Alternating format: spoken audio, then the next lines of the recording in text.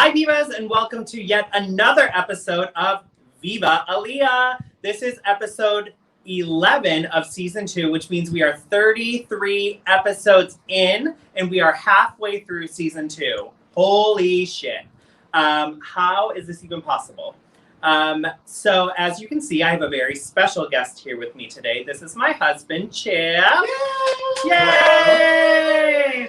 I also have I also have more special guests, which is my family. I have my mother and 3 of my siblings here, and we're going to chat today. But I do want to talk to you about this season and what we're doing different. If you have not watched, welcome. We are very happy to have you here today, and we're very happy to have you watching Viva Aaliyah overall.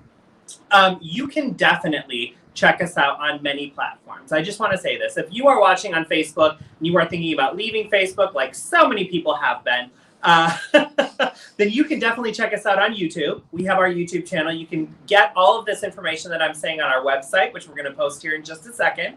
So you can check us out on our YouTube channel. You can also check us out on Twitch.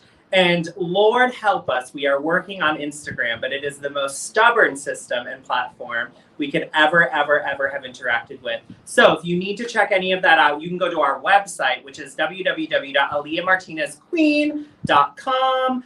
We're going to be working with a tech person coming up soon to add some more things to our website and to get the whole thing revamped, honey. It is season 2. We are halfway through it. It is time to have another season and a half with an updated website. How about them apples? It's also almost 2021. Crazy. It's almost 2021. I still feel like it's March. Oh, my mother-in-law. Hi, Kim Bowman. Chippy. So at the beginning of every show, we usually have a guest bartender. Today, we're not going to do that because I have a longer show. And so I want to talk to you about why we're doing that. Once again, we are in a pandemic. We are unfortunately going through some horrible things, and lots of industries have been stricken with hardship. And so we want to help out the best that we can, especially the nightlife scene and my bartenders that help me during my brunches. They deserve help too.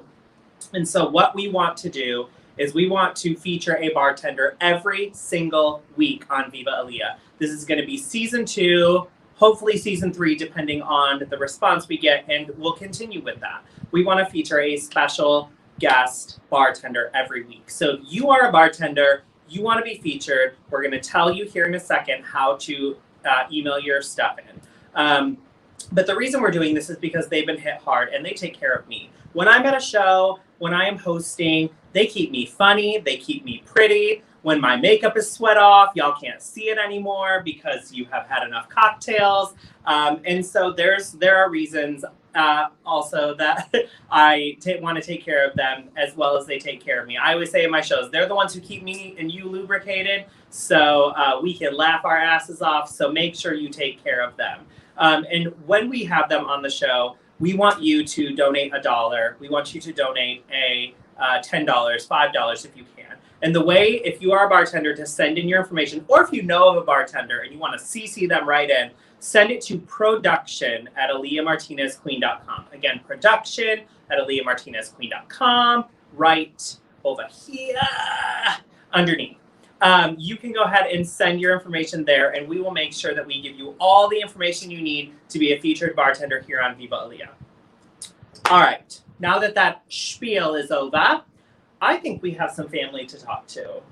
Yeah? So I am going to bring on, actually Dominic is going to bring on, because my amazing producer, who is also family to me, is going to bring on my mother, Deb, my sister, Karis, my 2 little brothers, Mason and Matthew. So welcome to Viva Aaliyah. Hi. So I'm going to start out with a question for Chip, but before I start that out, I want to know how y'all are feeling being on the show. I know mom always has her reservations about being on screen. So how are we feeling about being on the show, everybody? Absolutely hyped. Stoked. Those 2 can speak for themselves. Karis, how are you feeling? Sister and mother over on the outsides. On the outsides. Mom, how are we doing? We're doing good. We'll just keep drinking. Okay, all right. And since we're drinking, the first question is for everybody. What's in your glass? What are we drinking today? We are drinking a Grinch cocktail. Nothing. I'm a minor. I don't promote underage drinking. You could have a ginger ale or a Coca-Cola or a Diet Coke. Well, yeah. Aren't your favorite things to drink, Matthew? Your favorite things to drink are either like 7-Eleven slushies or like energy drinks, right? Yeah, you nailed it, actually. What's your favorite flavor?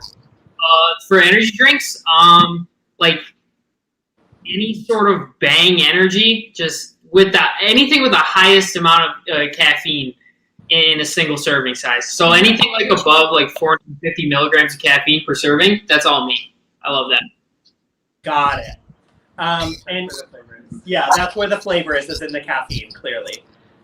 And I'm just gonna say, I have a few step siblings, but on the show tonight, I have my siblings, and I am 33. My sister is just turned recently 31. I know they're all gonna answer their ages.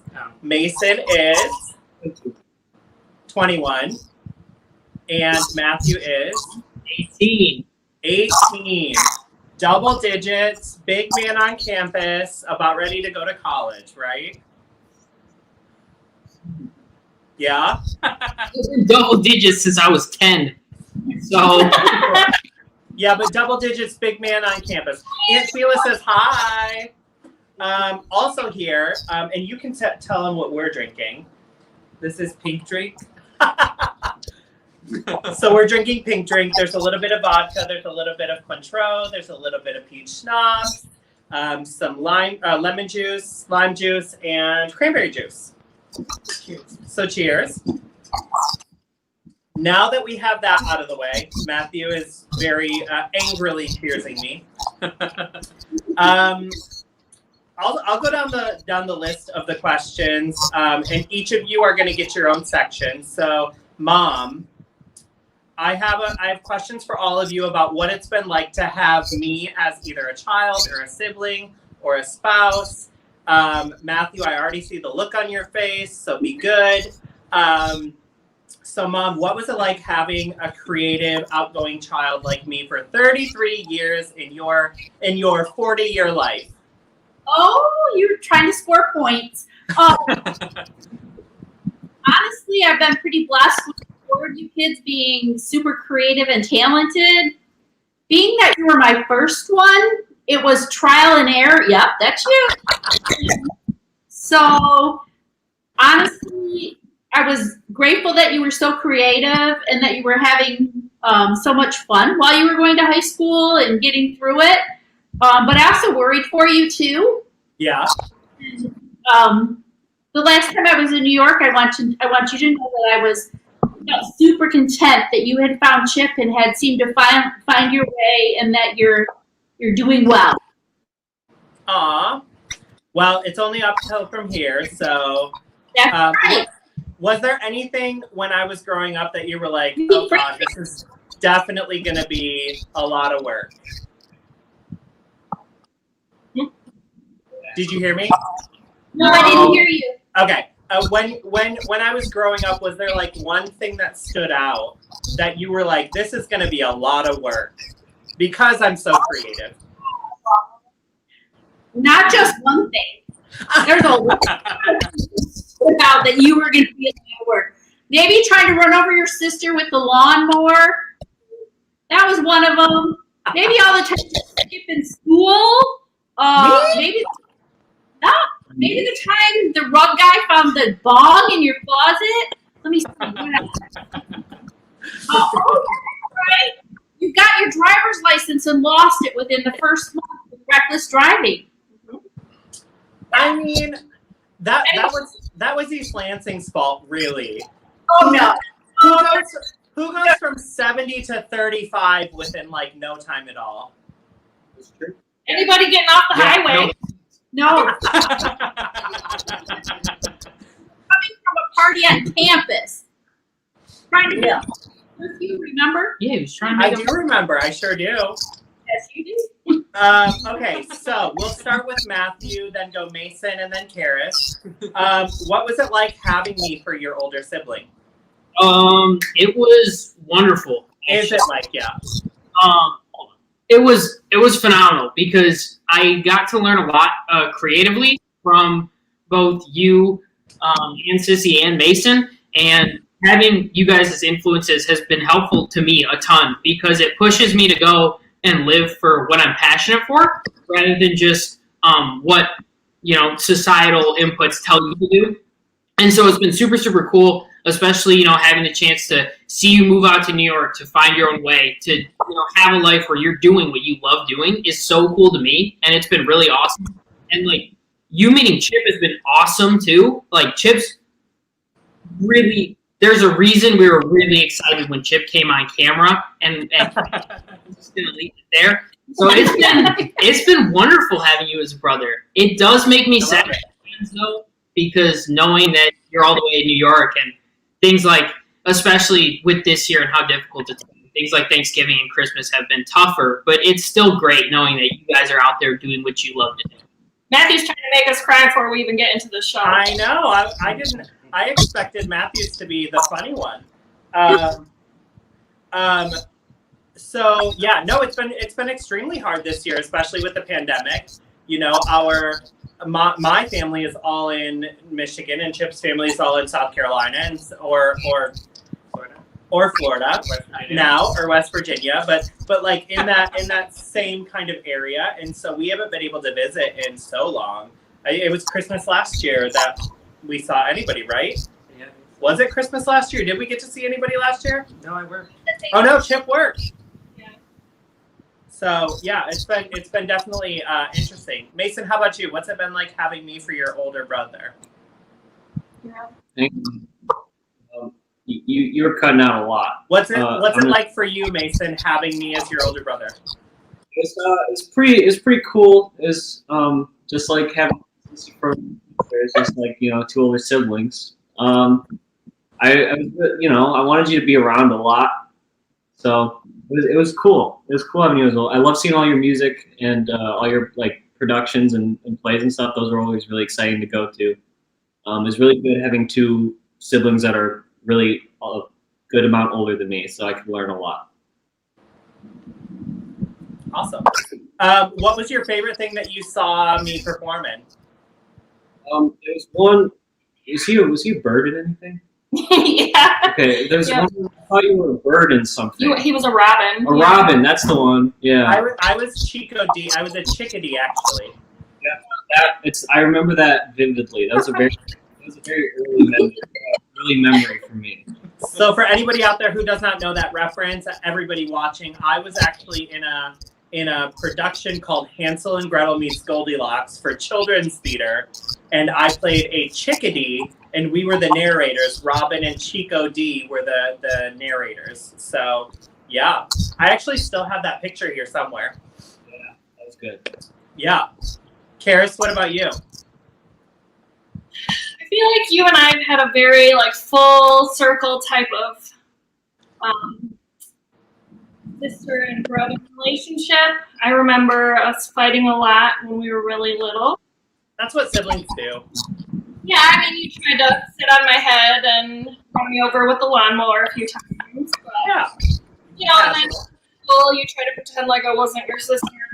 Because we have different last names, so you pretended like we weren't related because I was the quiet nerd. But then after that, you guys really became super close, and you've always had my back. So. And I can't talk much more, so I don't cry. I've had your back since we were little. Do you remember when you got your foot stuck under the door in elementary school? Yeah, and I tried to yank you out, but you wouldn't move. What happened? Yeah, how did you get under a door? We were in elementary school, and Karis pulled one of those big school doors over her foot, and she was stuck between the concrete and the door. Yeah, and I still have a scar from that. So I absolutely remember that. I don't remember you being there, but I mean, I remember us fighting all the time when we were little. But then, the older that we got, we just really became super close, and it was you and Mom for a while. So Yeah. we each other's backs, and then Dave came along, and we have two awesome brothers because of it. Yeah, they are pretty awesome, aren't they? I think it's a lot like your parents. So you spend your entire childhood being like, Mom, why did you say that? Or Mom, why did you make me go to my room? Or Mom, why did you do that? Or Dad, why did you do that? And then when you're my age, you call your mom and you're like, you were right. I was a little shit. And like, I really did act up. So, I mean, you learned a lot of things and you say a lot of things when you're younger, but then as you grow older, you realize that your family is really who you need to be there for. All right, first question for you, my dear. All right. So I wasn't performing when Chip and I first met. I had taken a pretty long break, actually. It was like almost a 2-year break where I would only do like benefit shows or something like that. And so what was it like when I told you, when I first was like, by the way, there's this other persona of me, and I perform on stage, and I make very little money, and I spend a lot of it, and and that's what it's going to be like. What was that for you? Well, that's not how you broke the news. At that point, I really didn't have much exposure to drag, so it was just kind of what you were telling me. It sounded exciting. It sounded like something you were really passionate about wanting to do, and I was, just trying to be a supportive partner at that point. And I was like, yeah, let's do it. This sounds cool. Something I've never done or seen before. So I kind of just like went with the flow and was like, let's do it. And then I saw you, and it was a lot of fun. Yeah, and you actually, the first time you saw me was when I was preparing for Miss New York. Yeah. What was that like? That I liked it because I liked the competition aspect of it. I liked that you had like a really specific goal, so it was kind of like I knew what we were working for. It wasn't just like, oh, this is kind of like a fun hobby, but like, oh, this is like a fun hobby where we can compete and we can win something. And like there are different categories, and like who doesn't love pageants, and like it was a lot of fun to see that part. Aw. Mom, it's going to be back to you. Yep. So, as you said, there have probably been quite a few times in my life, because I will be the first to admit I put my mother through it. The poor woman looks damn good for her age, but she probably should have aged years and years and years and years more because of me. But when I first told you about this, about me doing drag, I remember the first question you asked me. But what was it like hearing it, and what was it like thinking about this other performance style? First of all, it made sense to me because I'll just say it. You're an attention hog, and you really, really look at Chip. You really, really like attention. And so I knew that it was performance, and it's what you love to do. You love to hear the audience clap for you. But on the inside, I was like, I'm very worried because Lansing, even though it's a big town, it's a small town, and I told you, I'm afraid. I was afraid because you never know what could happen. Yeah. I actually remember the first question you asked me was, the first thing my mom said was, I'm okay with this. I do want to talk about it more, but I want to know, is this you transitioning, or is this a performance? And so I remember you asking that question. What was kind of like the thoughts going through your head?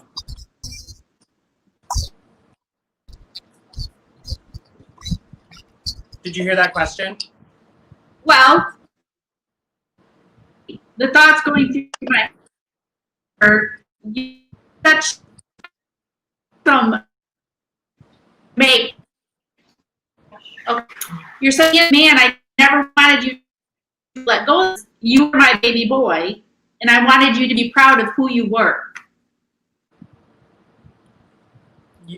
Yeah. I was actually kind of like in between not knowing what to say, but also kind of relieved that you asked that question. Oh, I think Karis's internet may be just. Wait, are you at home? Are you at your house or are you at Karis's? Wherever you are, I think the internet's a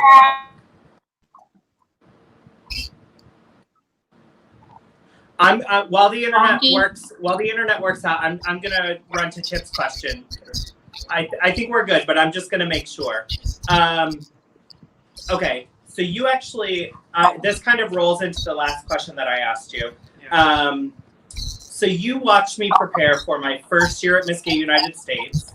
You also watched me prepare now for Entertainer of the Year, and you've watched me prepare for other things in between.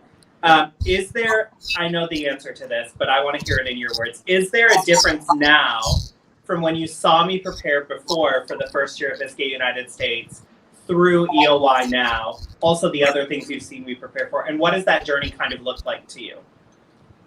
I think that a lot of it is still the same. Like your passion and drive was like 100%, like pedal to the metal, like going for it, like right from the beginning. You never held back. You're always trying to be the biggest presence in the room, the most creative, the most you.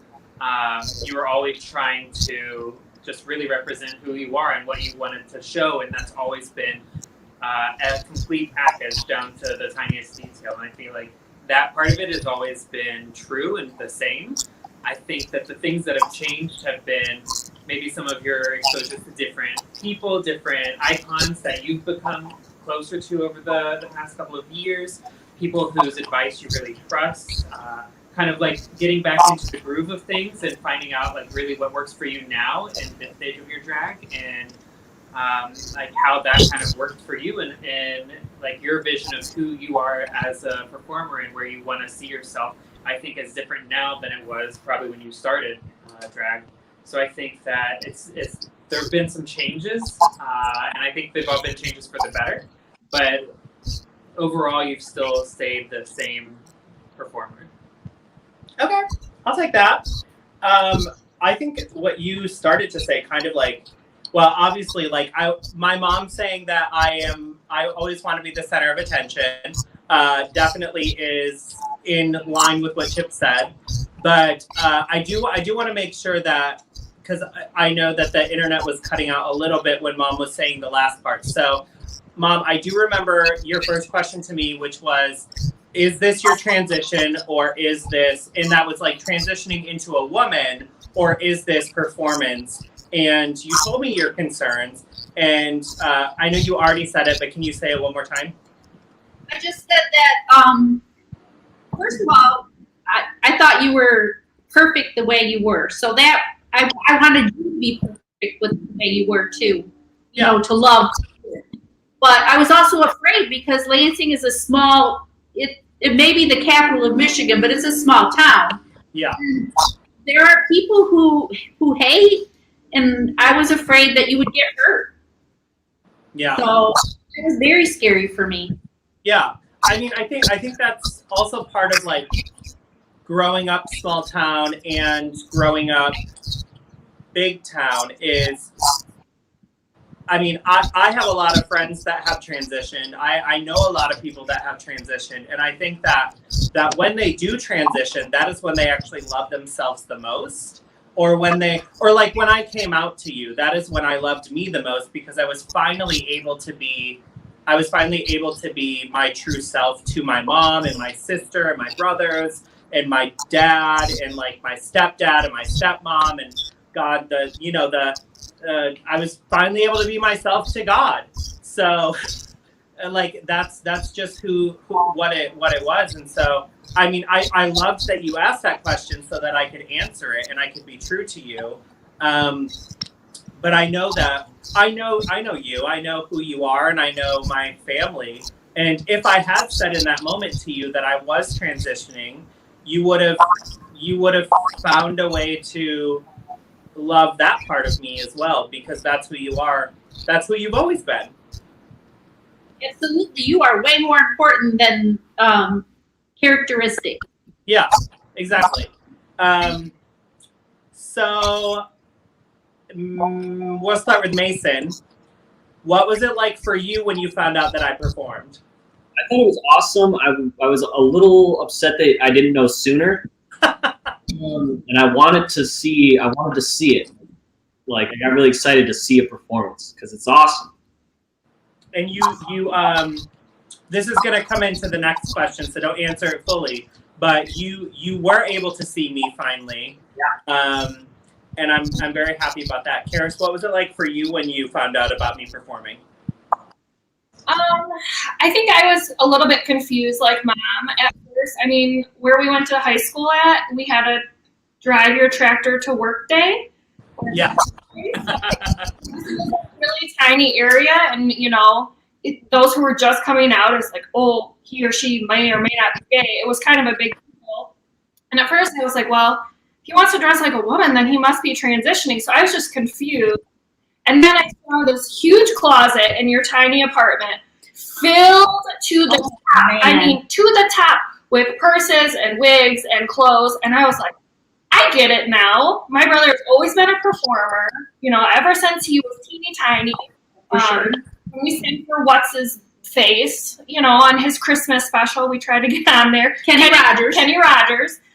You've always been a performer. So then when I connected the two, I was like, oh, this totally makes sense. I get it now. And, even like the first time I saw you perform, it made sense to me. I was finally sure, like, okay, I really get it now. This is like his alter ego persona, and he can really act out and be who he wants to be. Yeah. Which apartment did you remember seeing that in? In Old Town, when you had like a quarter of a house, and you had maybe like 250 living, 250 square feet living area. So small. But It was huge, and it filled to the brim with drag stuff. Yeah, that was the apartment that I housed your 2 couches in for a little while. Right? You cut out. What'd you say? Oh, I said that was the apartment that you kept your couches in for a little bit. Yeah, I think so. Yeah. Yeah. Matthew, what was it like for you seeing me or knowing that I performed for the first time? It was so sick to me. Like, it was so cool. I'm like, as you know, I'm huge into art. Like, any form of human expression. So figuring that out was like so cool to me. It was like this. It was almost like this introduction into an entire new world of performance art and performative culture, and it was so interesting to me. And it's something that I immediately told my friends about, and it was so sick. Yeah. So, yeah.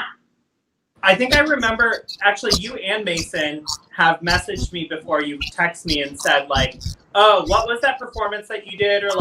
Or can you send me this because I want to show my friends? And, like, both of you have, that's actually been kind of cool for me as your older brother to be able to send you those things and be like, this is something that could turn into something. And it's something that my younger siblings are, like, really cool with. So, yeah, it's been really cool. Mother. Son. My dearest mother. What was it like seeing me perform for the first time, which is different from when I came back to Michigan as Miss Gay United States? You and Karis actually came to a performance of mine where I hosted an award show. What was it like being there?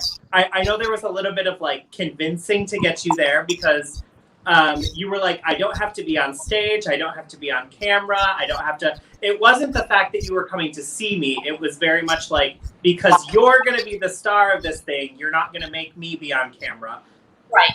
So what was it like for you seeing me? And then what was it like for you seeing me years later when I came back as Miss Gay United States? The first time I saw you, it was like all new, so I was taking it all in. Yeah.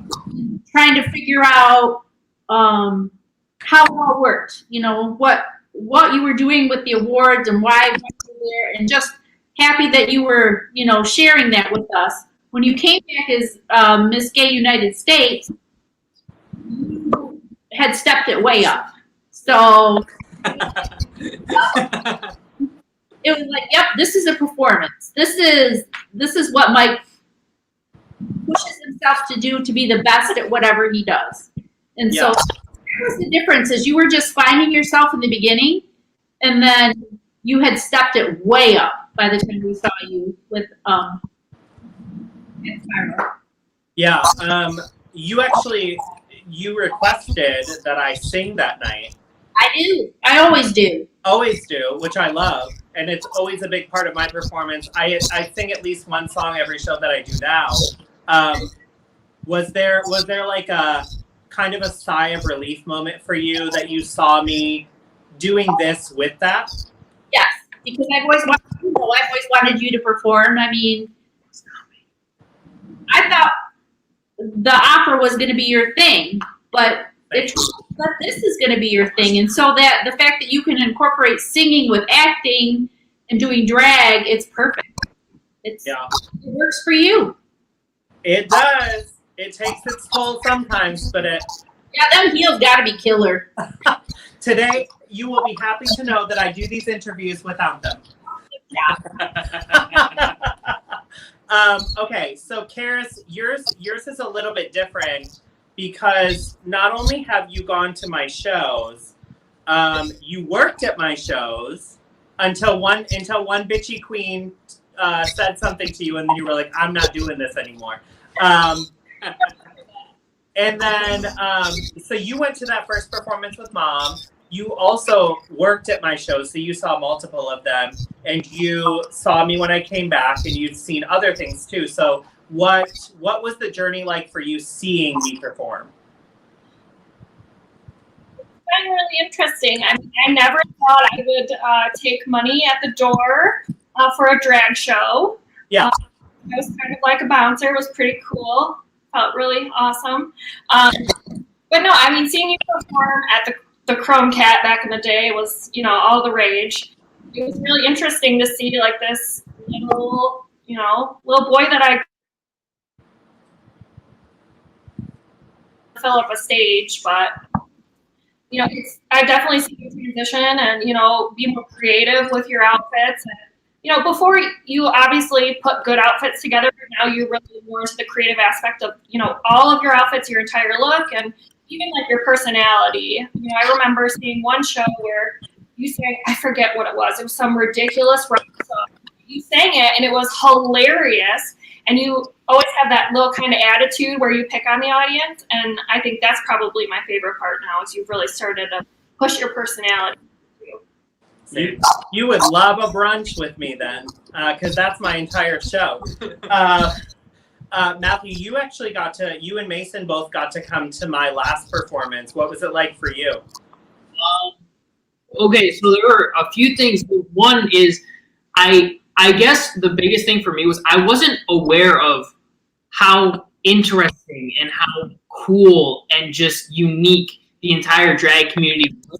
So going into it, I had no idea what to expect. And it was something that to me was just so cool.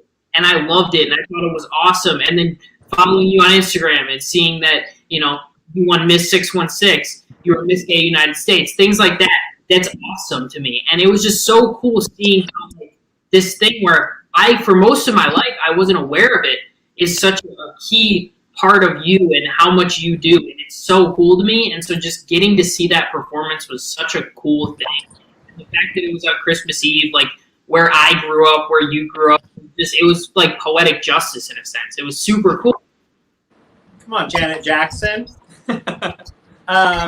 Mason, what about you?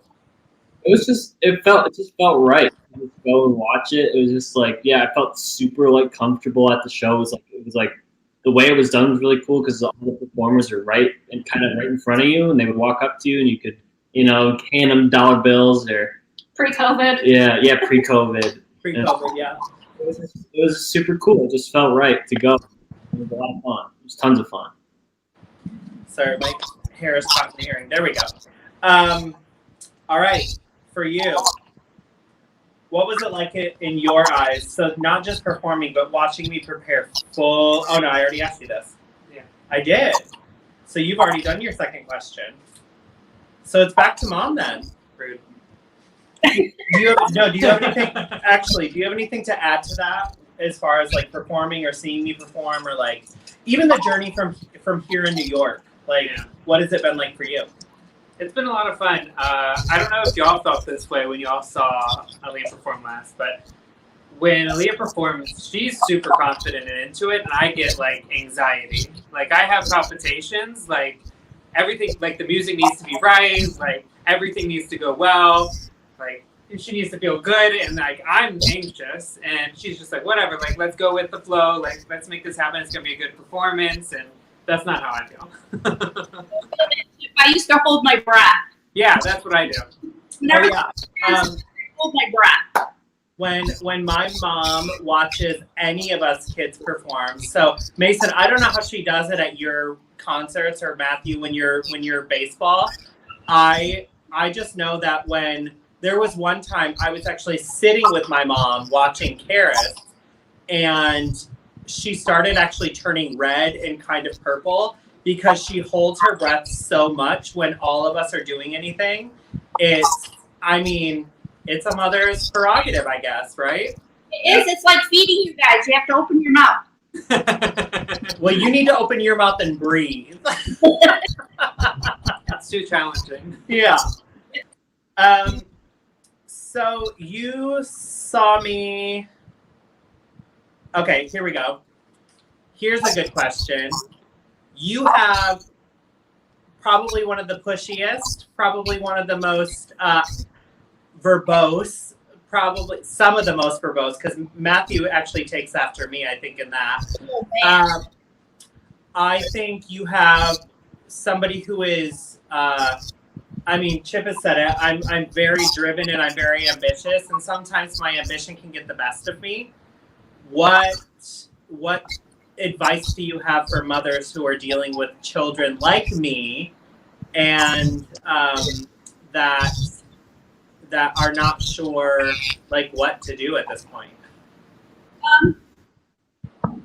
I always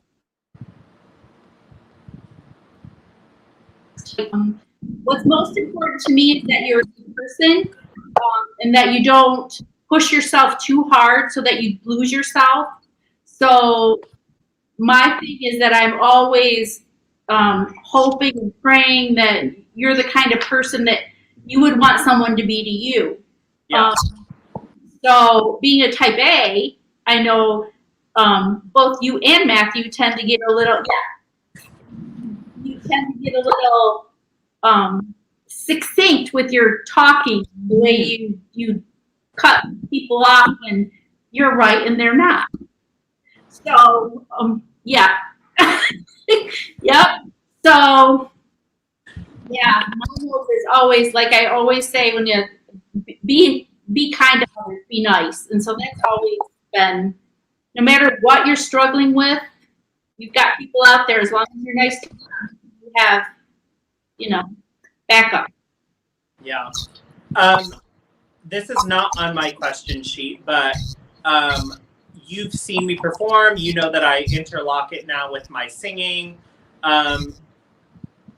If you were to say like where I could go with this, where I could go with my career like this, still singing, still doing all of that, what would you say? I'd say you can go anywhere you want to. Yeah. Is there anywhere you would like to see me go? Matthew said Amsterdam, but I don't know what that has anything to do with it. Family trip. Oh, there you go. No, there's really nowhere I want to see you go. I just want you to go as far as you want to go with it and be happy with it. Yeah. Thanks, Mom. Where the big money is, though, I hear. Yeah. As long as we can start bringing in some more money, huh? Yeah, there you go. Matthew, is there anything that you think I should change about my drag? Honestly, like the one slight qualm I had with watching you perform is that you only use your natural voice in song, I think, once. And that was because hearing you sing is like phenomenal. In the same way that I love hearing Mason play guitar, it's because it shows me that you guys are truly doing something you're happy with, and you're in a place you're comfortable. And since, I've grown up watching you in plays, Jersey Boys, even things like anything that you have shown me in performance has been so cool and has motivated me a ton to go where I want to with creative outlets. So I wish you would use your natural voice more in song, because it's something to me that's just awesome.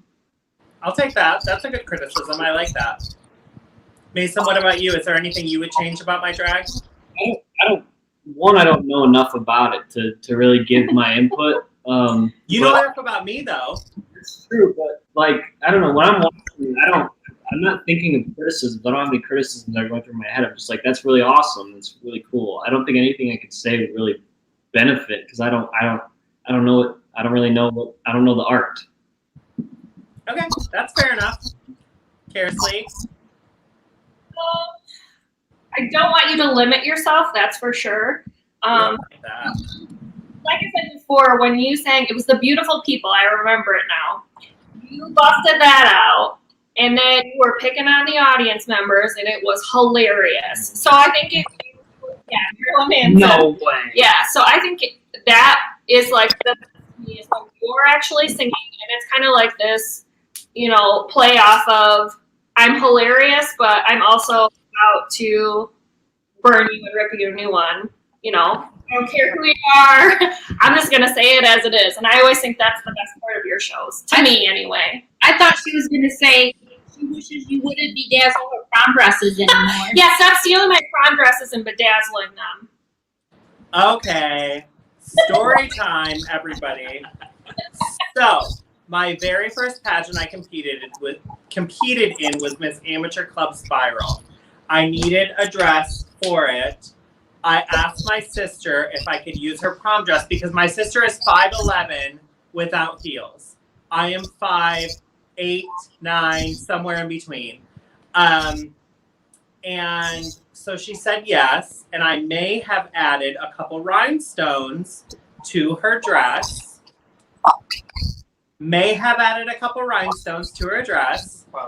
Quality stones. And she may have gotten upset about it. She did get upset about it. I only enhanced the value. Okay, you might be in drag, but I don't plan on wearing a drag gown anywhere anytime soon. Lots of girls want a bedazzled dress. I'm not a very bedazzly girl, as you can tell.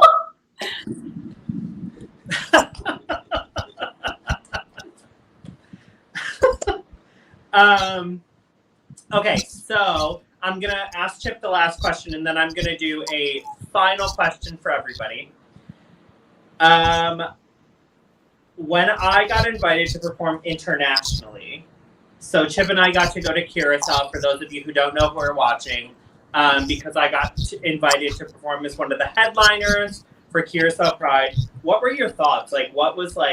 Was this like a, holy, she made it? Was this like a, or he made it, or whatever? I have a hair in my eye, so I'm going to let you answer while I get that out.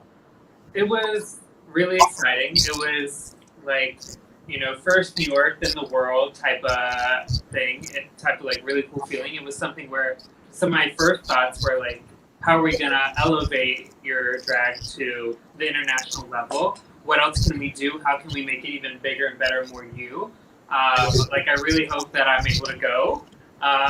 Those were the things that I was thinking. It was just, it ended up being such a fun time, such a big celebration, and you did amazing, and we knew you would, but it was really fun to try and plan out everything like it is normally, but to make it now you're going to be in the Caribbean, and it's going to be 1,000,000 degrees, and what are you going to wear? How is your face not going to melt off? And it was.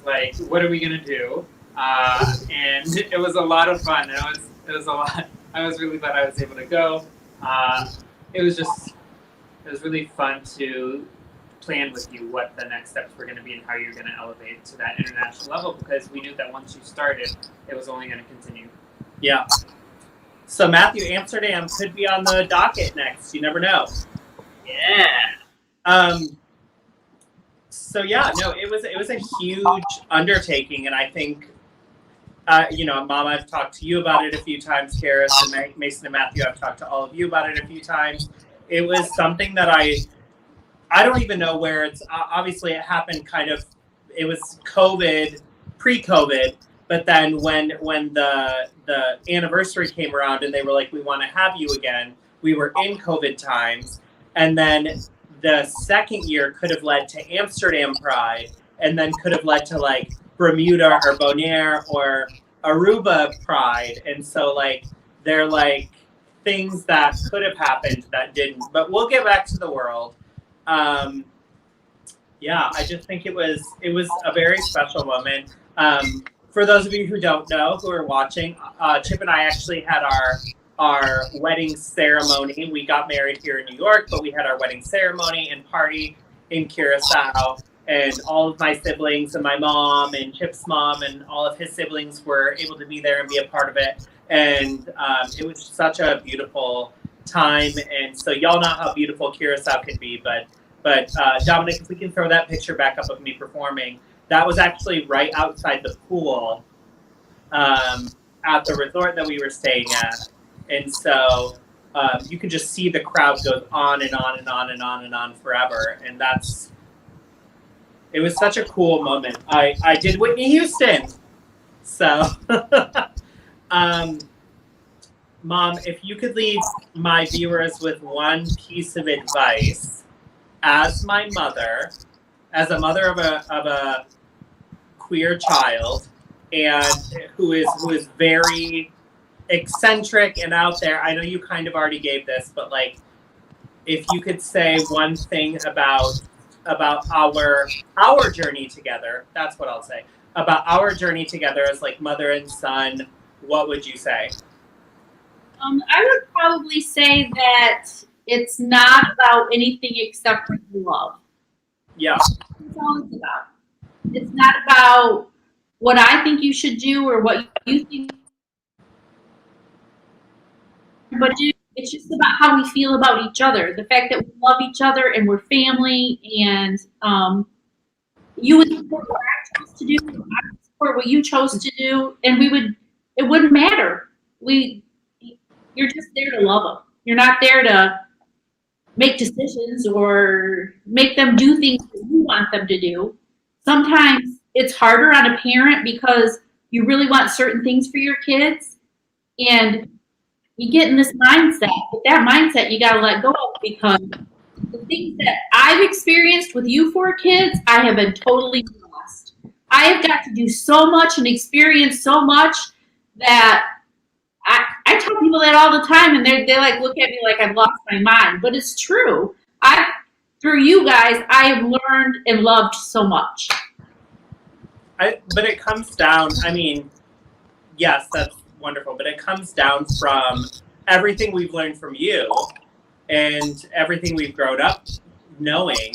I mean, like I said, in my teens, I would have been like, Mom, why are you talking to me like this? And why are you doing this to me? And why did you scold me for having a bong in my closet? Or why did you make me come back early from a party and then I got a speeding ticket that turned into my license getting taken away? Or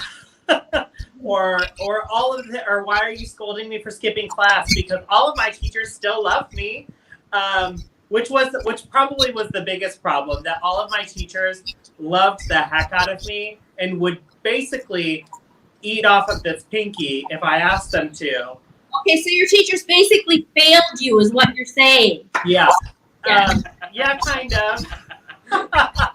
But I think that in the end, everything that I do now is like, even especially in my like late 20s and 30s, I've thought like, is this something my mom would not accept me doing, but is this something my mom would champion me in? And if it is, then that's something I should do with my life. And if it meant fame, if it meant success, if it meant happiness, if it meant me being like kind of like a troubled start but a good outcome, I know that you would support me in that, and so that's where I go. Those are the things that I do. That's how I continue to think.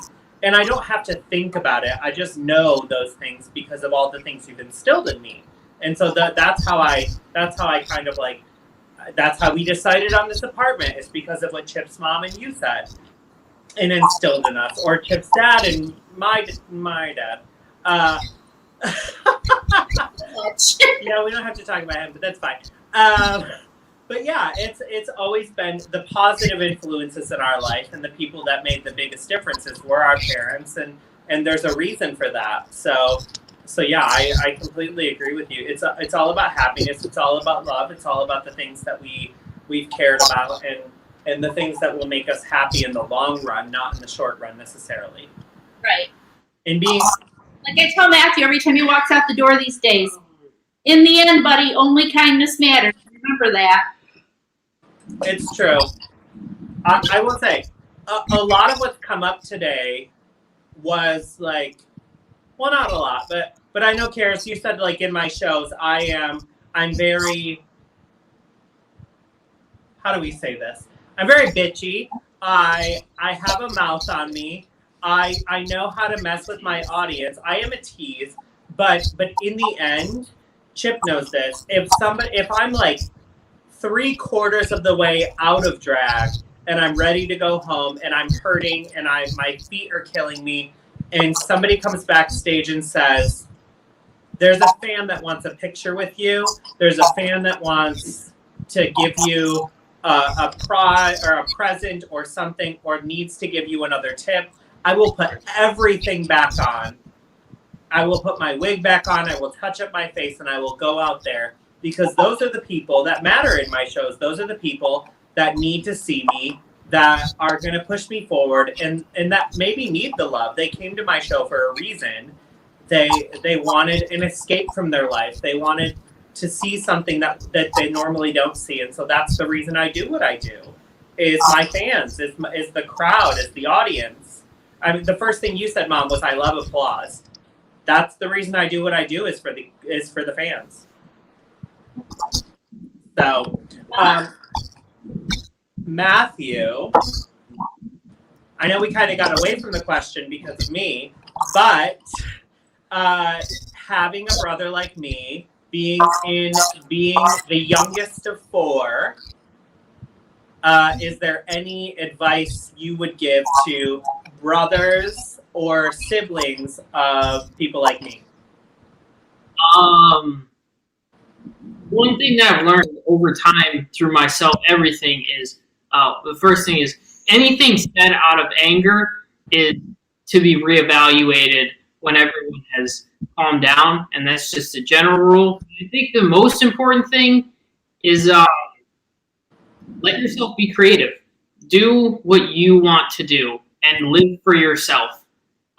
Care about the people around you, and just love your family, love your friends, and love the people who support you. That's like our only job here. It's just people around you and hold them close. They will be here forever. I mean, you live in New York.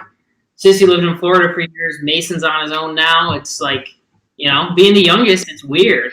And I'm going to be leaving soon too. So it's just like, hold them close. Make sure, anything that's done is understood, and you just be creative, and you let everyone's talent speak for itself, and let people do what they want to do, and support them every way. Super cool. So yeah. Speaking of you being on your own soon, there is word that you might be considering a school here in New York, in the Long Island area. Yes. Yeah. That's the one I vote for. Yeah, that's the one we vote for, because you can come to Sunday dinners at home here. We can make sure you're keeping up on your studies and not partying too much like I would have. Just remember, the firstborn is the one who always does it the hardest, and so I know all of your tricks, young man. Well, I know Chip would definitely make sure. I know Chip would definitely make sure to keep me up on my studies. But Michael, I mean, you definitely take me for some banging winery tours. So, we could do that. Got a couple years still. Yeah, you do have a couple years. Mason, however, can come for a winery tour now. Mason, you are one of the middle children. Yeah. So, what advice would you give to people who are like you, having an older brother, sibling like me? I don't know if I'm really qualified to be giving out advice, but just do whatever you want to do, and if people don't support you, if people don't like actively support you, they don't make it known that they're supporting you, it's actually like, so like, because you should be surrounded by people who love you and support you, obviously. So if you don't have that in your life, then give them those. Okay. We love that advice. We love all advice. Aw, look at that. Some brotherly love. Yeah. Mom was like, I know where that's coming from. Yeah. Kersley, you are also one of the middle children, but I came to New York, so you had to take on the role of the big bad wolf when I left. So what would you say? What advice would you give to a sibling, having a sibling like me? Yeah, I get yelled at a lot for mothering these two. They say, you're just like mom, or you're doing whatever mom says. But I think they both know that deep down I'm super hard on them because I love them so much. And there's nothing I wouldn't do for them, for you, or for Chip. So I think as long as you have everybody's back, I think that's what's most important.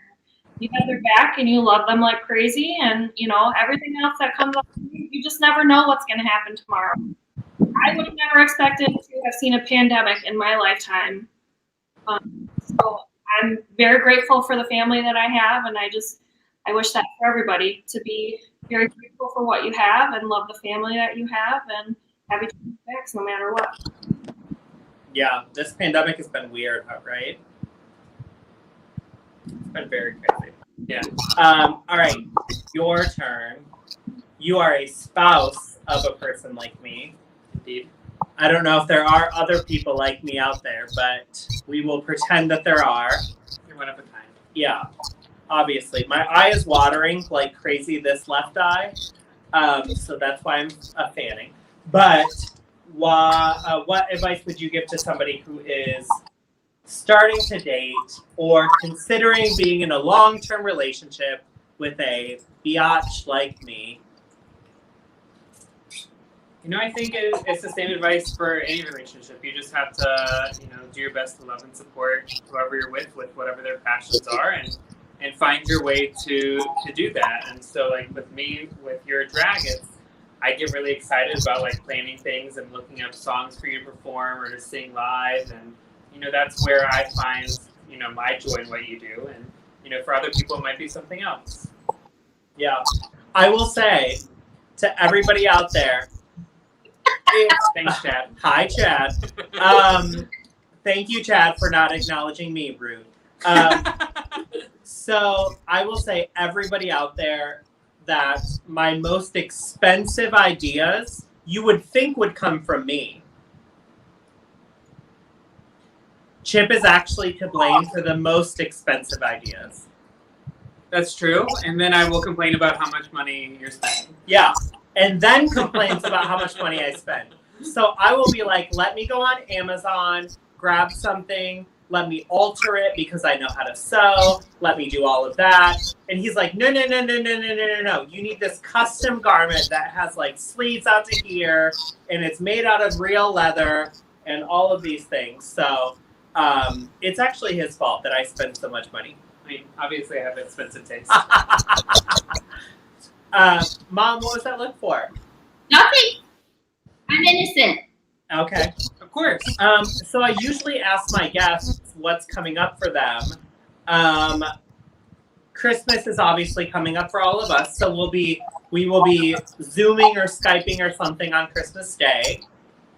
But Matthew, you are a sports addict and are a baseball extraordinaire. So is there anything coming up for you baseball-wise? turn of the new year, our practice facilities should be reopening, just with different guidelines, to keep everyone safe. And so the season should be starting up then. We'll be indoors because it's Michigan until March at least. But other than that, no. I got school, but that's on the back. So How is school actually in the pandemic? Like, what are you doing? it's terrible. We're not doing much because it's very hard for high school age kids to learn by staring at a screen for 4 hours straight throughout the day. So it's a lot more. It definitely teaches you about dedication and how you need to go on your own if you really want to learn. And it's also very odd because it kind of warps the sense of time, because I still feel like it's April. I still feel like it's March. Same. And it's about to be 2021. So it's more just, I think a lot of kids my age are struggling with that. But then there's another aspect that I think is positive. I think a lot of kids are also coming into their own. They've been forced to spend a lot of time with themselves. They've been forced to think about who they are and what they enjoy. And I think that's caused tons of people to honestly start being more out and open with what they enjoy and what they like to do. You've seen me grow up. My hair's been every color in existence. And for the first time in years, I dyed it purple. And it's just like one of those things where, at this point, you're becoming more comfortable with the person you see in the mirror. And you're learning yourself more because you've been forced to only spend time with yourself. So I think that's one positive out of it, if any. But other than that, it's been pretty lackluster and relatively boring. You said you only go to school for 4 hours a day? Yeah. 11 a.m.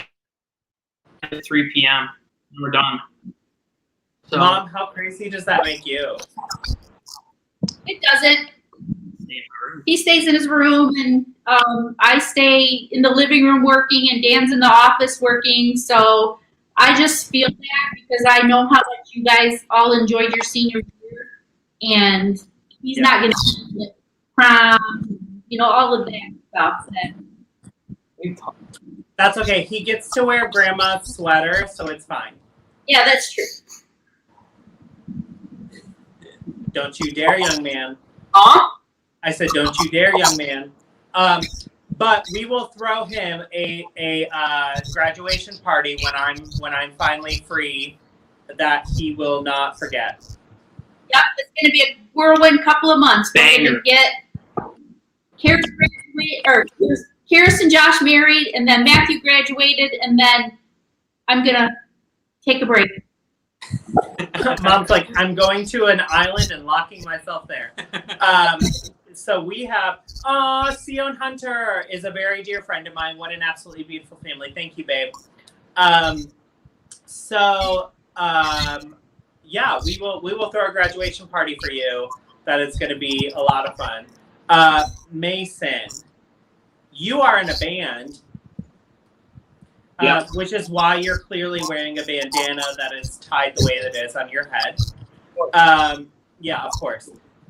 Is there anything coming up for your band? Is there anything coming up for you musically? Are you releasing any music? What's going on? So, not the band. The band isn't really doing a lot, but I am writing an album, and one of my roommates who is in the band is writing an album, and we're going to help each other out with our projects, and hopefully next year sometime, because we're both really adamant about working on them. So once Christmas is over and I get some more stuff, hopefully, I'll be able to record a lot of the ideas I have and get some music out. Was that you pushing your Christmas list? Yeah. Okay. How do you feel about jazz music? I love jazz music. Are you good at playing it? I'm getting there. All right. I am thinking about doing a jazz-esque album. Yeah, I would play guitar on that. There we go. And my dear sister, You are the queen of reconstructing and redoing furniture. You love to craft. What are you up to right now? Well, we are redoing our kitchen in our new house, and then hopefully redoing the basement. But more importantly, we are trying to get married. It may come down to just a teeny tiny group of very close family and friends, which we are absolutely fine with, just to keep everybody safe. So hopefully that will be coming very soon. We'll just roll with the punches. Yeah. And then we're gonna sneak Mom into New York so that I can see her soon. I'm all for that. Look at Matthew. All of you. I'm gonna sneak all of you into New York. We'll work it out. All right, family. I am going to end the show, but don't leave. Don't log off because we'll talk afterwards. Okay, great. All right. Thank you to my family, my mother, Deb, my brothers, Matthew, Mason, and my sister, Kara. Thank you. Also, before I let go, I know my stepdad is there. So hi, Dan, and thank you for running lights and sound and video. And Karis's fiance, Josh, just had surgery. So thank you, Josh, for allowing the fiance to be on camera. I will see you all in just a second. Love you. I love you. All right. We had a show. Indeed, we had a show. Any comments that you want to throw up, Dominic, go ahead now. We will read them. Bob is ordained. I'm ordained, actually. By the way, any of you out there, I am a reverend now. I get emails that say Reverend. My real name is Michael, Reverend Michael Bowman Zamora. I am ordained. I have been ordained to perform weddings and any other thing you need. So You have the parking pass. I have a parking pass. I have stickers, whatever you need. I can get the marriage license. So let me know. Karis, I forgot to say that. If you need, so blessed to call these people my family. Excuse me. I just said at the beginning of the show, maybe I should do an in-law episode, which Chip laughed at. I did. So maybe, Chip, I remember us barely breathing when she performed for Miss Right? United States the very first year. That's what I'm saying. I told y'all, after you told me that, I told y'all about my mom who does not breathe during performances. So, yeah, thank you all for tuning in today. There's actually, I think, more viewers than we've ever had at the end of an episode.